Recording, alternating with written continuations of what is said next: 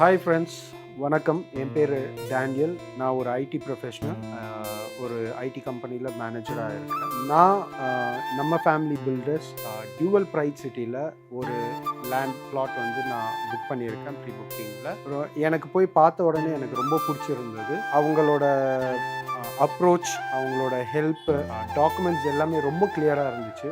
எனக்கு ரொம்ப பிடிச்சிருந்தது. ஸோ இந்த வர June 29 phase 2 and phase 3, phase 1 வந்து அவங்களுக்கு ஃபுல்லாக சோல்ட் அவுட் ஆயிடுச்சு. பேஸ் 2 அண்ட் பேஸ் 3 ஜூன் 29 அவங்க லான்ச் பண்ணுறாங்க.